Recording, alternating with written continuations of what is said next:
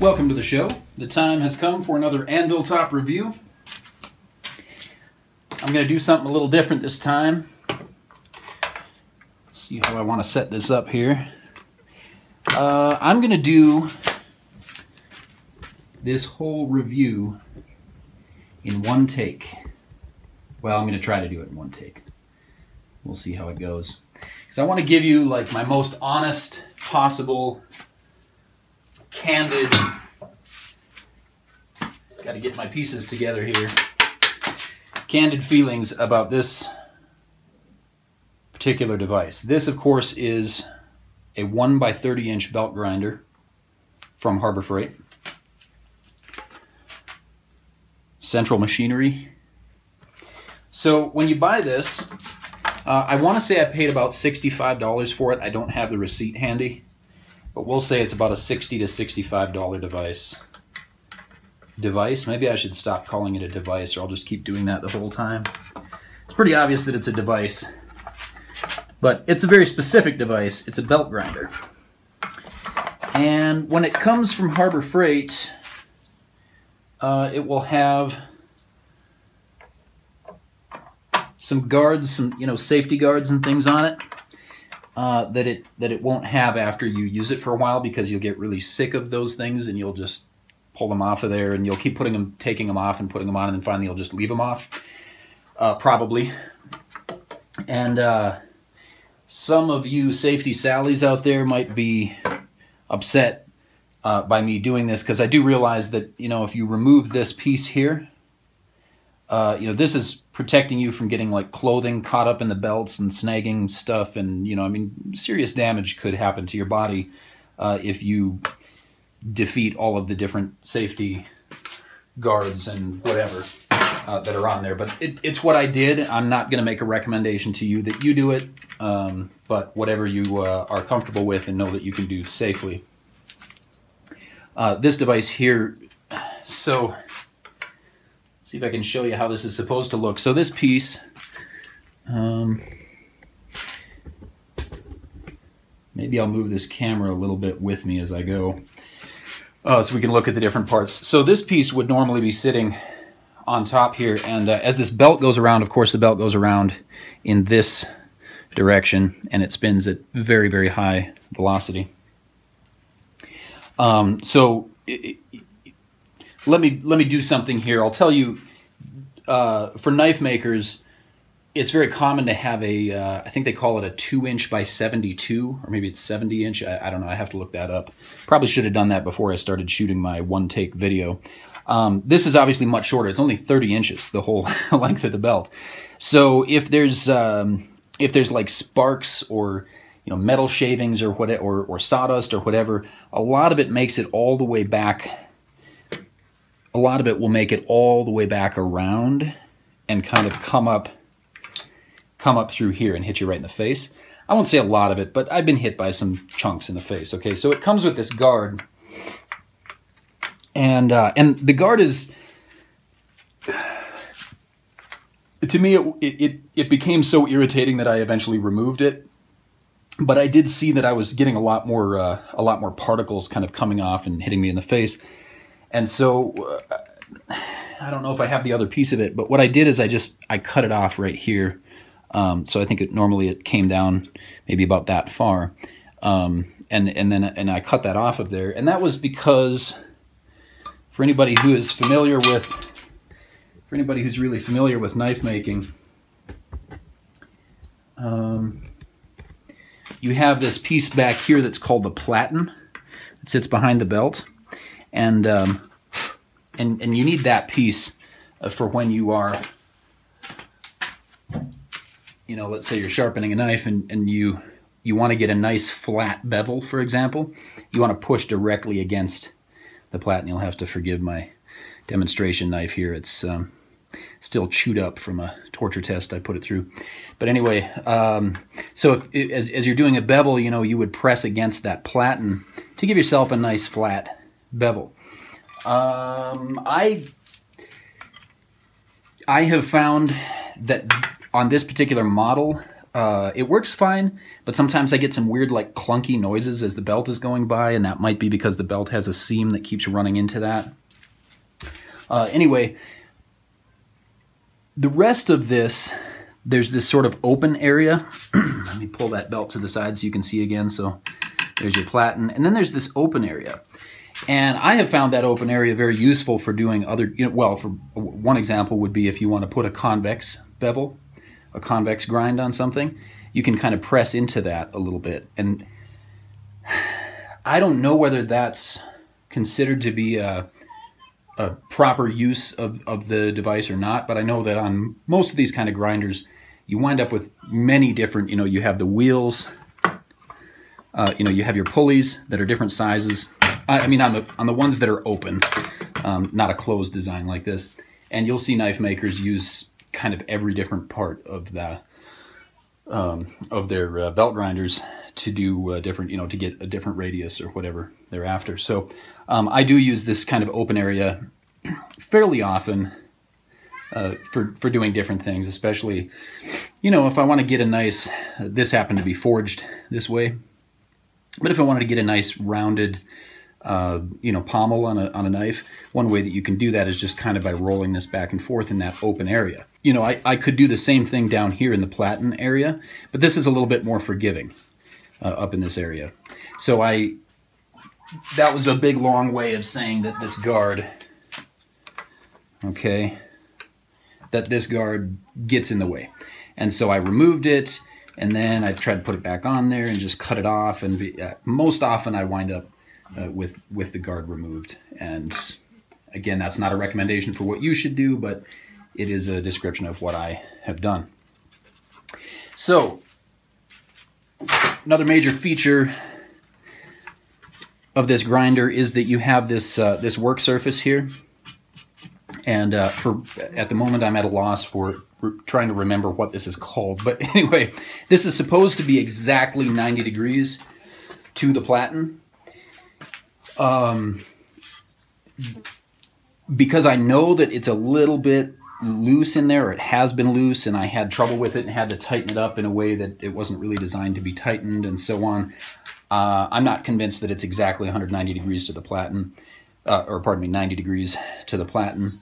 But I think it's pretty close. I've used it once with kind of a cobbled together bevel jig, and it seemed to give me a predictable angle that you would predict off of a 90 degrees. So I think that probably is 90 degrees when it's locked fully in that position. I don't care for these deep grooves that are in here. Part of the reason that I'm doing this review now, I was kind of planning to wait and do the review at a later time, but part of the reason I'm doing the review now is because I'm going to replace this. I'm going to put something else here, or at least put another piece on the surface of it or something, because this is a very impractical surface when you're trying to grind a knife. Here we go. So I'm sliding a knife across here, and I'm trying to get I'm trying to freehand a real nice bevel. So so here I go, here I go, here I go, and then these grooves here wind up being things that can, if I'm at a certain angle with a certain size of knife, those grooves can wind up catching, on the edge, and and it's just not a good thing. So what I have done, and this is what I did when I did my, when I used my one bevel jig, my experimental bevel jig, is I put this other piece on here, and I think I clipped this in place. If I can find some footage of that, I might roll it in. So I did that. That's not ideal for a number of reasons. One, this is a lot heavier than this piece, and it's heavier than the whole mechanism was designed to support. So I think I would probably use, well, we'll see. We'll see what happens when it comes to modifying that. But I will say that would be one criticism of this 1x30 grinder. This work surface here, it's not great. It's not horrible. I have used it. It's definitely not anything that I think a professional knife maker would be using, because there are just too many problems with it. What else? As far as negatives, you know, you've seen I had to pull a lot of things off to make it something that for me was, move this around here, to make it something that for me was very useful and very practical, or at least easy to use. And of course, when you do that, you're defeating some of the safety measures that were built into the device. So, you know, you take that responsibility yourself. Now you're that much more responsible for your own safety. But I happen to believe that you are always 100% responsible for your own safety. That's just my philosophy. So what else? The belt is hard to change. I'll demonstrate that. I've owned this now for maybe 2 or 3 months. And when I get everything fully loosened up, it's like I can just barely inch that belt off of there. If I want to throw a new one on,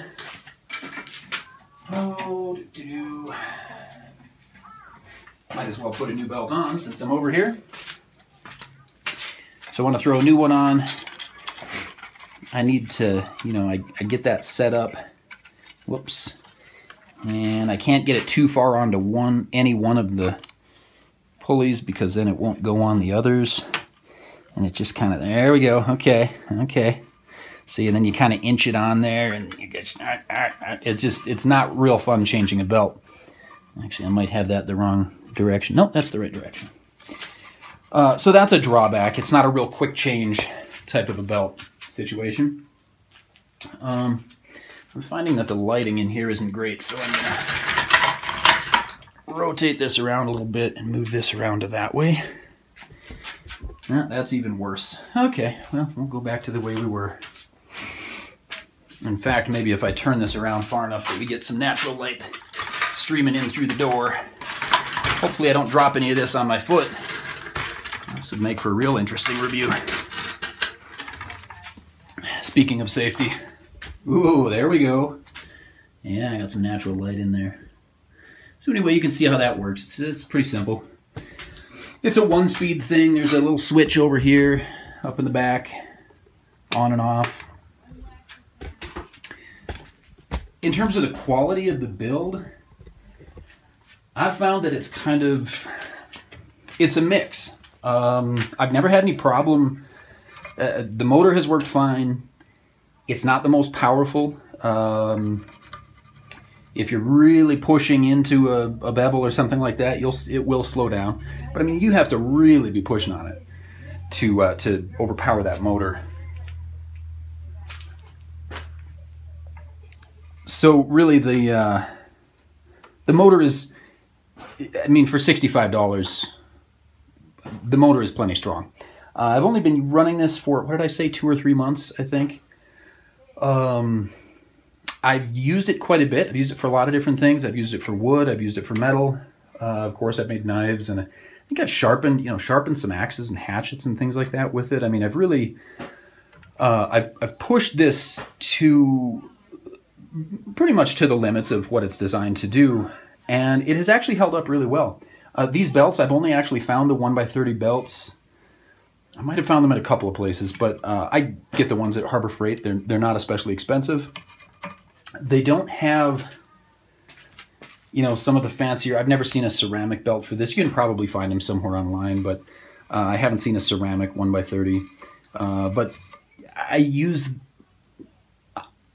it a lot, but I don't, you know, I wouldn't say that a typical week for me is many, many knives. I might do 2 knives in a week, and then, you know, some sharpening tasks and maybe a little bit of, you know, shaping handles and things like that. So I'm not putting this through extremely rigorous, a really rigorous work cycle. But yeah, I change belts a lot. Probably, I mean, they're so inexpensive. I'm not going to say that I spend a lot of money on belts because they're so inexpensive. I mean, you can buy like a 3-pack of belts for probably $2.49 or something. You know, I mean, they're just really, really cheap. So even though I might go through 2 or 3 belts on a single knife, 3, 4, 5 belts, depending on what I'm doing, that really only amounts to $3 or $4, you know. So I'm not really going to complain about that. And I knew that when I got it. I knew that my selection of belts would be somewhat limited, you know, but I didn't spend $1,000 on it. I spent 65 bucks. So, you know, in that case, you know that you're in a different class of tool. Now, primarily, I mean, the thing that I have found most positive about my experience with this is that it has helped me to learn, you know, some of the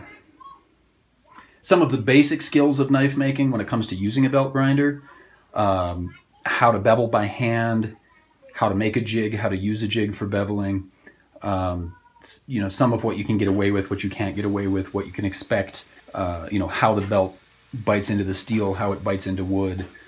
You know, it has given me an opportunity without having to go and spend $300, $500, $1,000. It's given me an opportunity to get an idea of how a belt grinder works and what the challenges are in using it and maybe some of the techniques. I have no doubt that some of those techniques will change when I go make the step up to a 2-inch belt. But on this one, I think I've learned most of the basics, and I think a lot of that will carry over. I wouldn't say I have mastered most of the basics, but I've learned most of the basics, and I think a lot of that will carry over to a larger belt grinder. So, in summary, I would say if you are fairly handy, this would be a great starting point for a belt grinder. I am not necessarily all that handy, so my modifications have been pretty limited. I took off the little silly adjustment handle over here that wasn't really working, and I changed that up now with the vice grips if I need to. What else? I mentioned this. I am going to try to fix that plate with either welding something on top of it. I'm actually not sure what type of metal this is, but it's probably aluminum, so I don't know that I'm going to do any welding on that, but we'll see. We'll see how I go about that. And then just, again, I'm not telling you that you should or shouldn't, but removing some of these parts that are there for safety has actually made this device a lot easier to work with. So if I was to give this a star rating, you know, out of 5 stars, I'd probably say this comes in somewhere in the neighborhood of 2.5 or 3, mainly just because of the price point. I don't see a professional knife maker likely using a tool like this, or at least not using it very much. It'll probably, if I ever do get a 2-inch belt grinder, which I hope to one of these days, this will get relegated to secondary tasks. If I keep it at all, you know, I have gotten a lot out of the experience. But if you're familiar with how to use a tool like this, if you have significant time on a belt grinder, maybe pass over this one and go to a bigger, you know, a full-size knife maker's belt grinder, a 2-inch by whatever they are, again, 72, 2x72, whatever it is. That might be a wise thing to do rather than...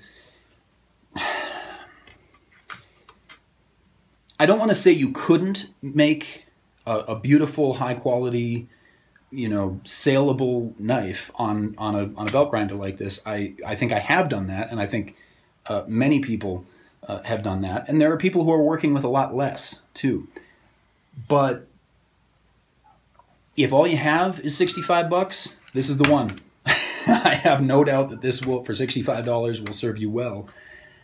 But if you can afford a $200, $300, $500 model, if you can afford maybe a used one, or if you've got somebody in the area that will loan you one or give you some time on theirs, you know, that might be a better way to learn than spending, you know, 60, 65 bucks on this.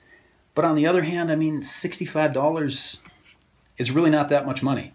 So if you're a professional already, you already know that this is probably not the tool for you, at least not for a primary belt grinder. If you're a beginner and you don't have easy access to a higher quality, higher grade belt grinder, by all means give this one a look. Sometimes they go on sale. I've seen them for, you know, less than what I paid for them, and I've seen them for more than what I paid for them. I think I got it on sale, but sometimes well, you know how Harbor Freight is. Sometimes they give you really, really good discounts.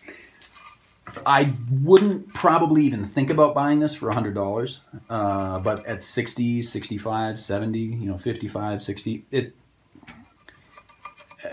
it's a very inexpensive way to get into the process of learning a whole bunch of techniques that are absolutely essential. Well, I shouldn't say absolutely essential, but that are good techniques to know if you're going to be a knife maker. There are, of course, many different ways to make a knife, and there are people out there who are very, very successful doing every part of their knife making operation by hand, you know, with hand tools, no power tools at all. And then there are people who got a whole shop set up with, you know, their water jet cutting and CNC machines and everything else. So, but yeah, if you haven't gotten a belt grinder before and you're looking at getting one, perfect place to start would be Harbor Freight. Go in there, take a look at what they have. You know, when I bought this one, there was another one that was, I think it was only $10 more, and it had a little wheel on it, but the wheel was just tiny, and I just said, forget that. I just want to learn how to use the belt grinder. So I saved the $10. I got the cheaper one, and it hasn't been bad. There have been some bad things about it. As I mentioned, I had to do some modifications here and there, but really most of that was personal taste. This little handly deal over here that was supposed to give me easy adjustment for that never worked from day one. So, and I probably could have brought it back and, you know, exchanged it. Maybe it was just broken, but I didn't bother because that was easy enough for me to fix on my own. So what else? I mean, I guess that's about it. If you have access to Harbor Freight in your area, or if you don't mind waiting for something to ship to you or whatever, I would absolutely recommend this one to somebody who is starting out learning, wants to learn some of the techniques, doesn't have a whole lot of money to put into it, and it's compact. I mean, it weighs almost nothing, very compact. You can put it just about anywhere. Good tool to start on. For the professional, like I said, I could only really see this doing probably secondary duty, if at all, in a professional knife making outfit. But with that said, I'm sure that there are plenty of knives that have been sold for decent money that were made on a very similar grinder to this one. So that's about it. If I think of anything else, I might throw it in at the end. Otherwise, thanks for watching. Hope you got something out of this, and have a great day. We'll see you in the next video.